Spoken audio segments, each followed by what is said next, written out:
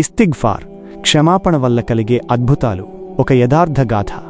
అల్లాహ్ సుబ్హానహు వ తఆలా, అల్లాహ్ ఎంతో పవిత్రుడు మరియు అత్యున్నతుడు.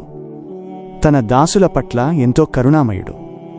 మన జీవితంలో ఎన్ని కష్టాలు ఎదురైనా, ఆర్థికంగా ఇబ్బందులు ఉన్నా లేదా మనశ్శాంతి కరువైనా వాటిని అధిగమించడానికి అల్లాహ్ సుబ్హానహు వ తఆలా మనకొక గొప్ప మార్గాన్ని ప్రసాదించారు. అదే అస్తగ్ఫిరుల్లా. అస్తగ్ఫిరుల్లా అంటే నేను అల్లాహ్ సుబ్హానహు వ తఆలా యొక్క క్షమాపణను వేడుకుంటున్నాను అని అర్థం. ముహమ్మద్ సల్లల్లాహు అలైహి వసల్లం గారు, అల్లాహ్ యొక్క శాంతి శుభాలు ఆయనపై కురియుగాక, స్వయంగా రోజుకు 100 సార్లు పైగా ఇస్తిగ్ఫార్ చేసేవారని మనకు తెలుసు.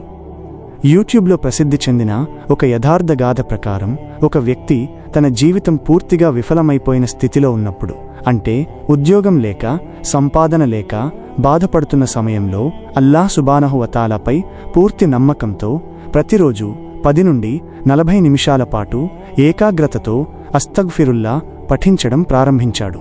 దీనినే అరబిక్లో దర్కార్, దిక్కర్ అంటారు. అంటే దేవుడిని స్మరించడం అని అర్థం. ఆ వ్యక్తి తన అనుభవంలో చెప్పిన దాని ప్రకారం అతను ఎప్పుడైతే హుజూర్ ఏ కల్బ్ అంటే మనస్ఫూర్తిగా ఏకాగ్రతతో అల్లాహ్ సుబ్హానహు వ తఆలాను వేడుకోవడం మొదలుపెట్టాడో అతని జీవితంలో ఊహించని అద్భుతాలు జరిగాయి. అతనికి తగిన డిగ్రీ లేకపోయినా ఒక గొప్ప కంపెనీలో ఉద్యోగం లభించింది. అతని నిలిచిపోయిన ప్రభుత్వ పనులు సులభంగా పూర్తయ్యాయి మరియు అతని ఆర్థిక స్థితి ఎంతో మెరుగుపడింది. అల్లాహ్ సుబ్హానహు వ తఆలా ఖురాన్ షరీఫ్లో వాగ్దానం చేసినట్లుగా ఎవరైతే ఇస్తిగ్ఫార్ చేస్తారో వారికి అల్లాహ్ సుబ్హానహు వ తఆలా అపారమైన సంపదను, సంతానాన్ని మరియు సమృద్ధిని ప్రసాదిస్తారు. అయితే ఆ వ్యక్తి తన విజయం మత్తులో పడి ఈ స్మరణను మర్చిపోయినప్పుడు అతని జీవితం మళ్లీ కష్టాల్లోకి వెళ్ళింది. దీని ద్వారా మనం గ్రహించాల్సింది ఏమిటంటే, మనం చేసే ప్రార్థన కేవలం పెదవుల మీద మాత్రమే కాకుండా మనసులో అల్లాహ్ సుబ్హానహు వ తఆలా పట్ల భయభక్తులతో ఉండాలి. ముహమ్మద్ సల్లల్లాహు అలైహి వసల్లం గారు చూపిన మార్గంలో నడుస్తూ మనం నిరంతరం క్షమాపణ వేడుకుంటే మన దారిలోని అడ్డంకులన్నీ తొలగిపోతాయి. చివరగా ఆ వ్యక్తి తన రుజువు అంటే తిరిగి దేవుని వైపుకు మళ్లడం ద్వారా మళ్లీ విజయాన్ని సాధించాడు.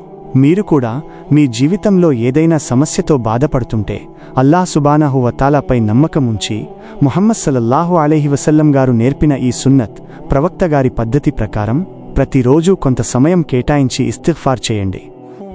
అల్లాహ్ సుబ్హానహు వ తఆలా మనందరి పాపాలను క్షమించి మన జీవితాల్లో బరకత్ అంటే దైవికమైన అభివృద్ధి లేదా శుభం ప్రసాదించుగాక. ఈ వీడియో మీకు నచ్చితే తెలుగు రిమైండర్ అఫీషియల్ ఛానల్ని సబ్స్క్రైబ్ చేసుకోండి.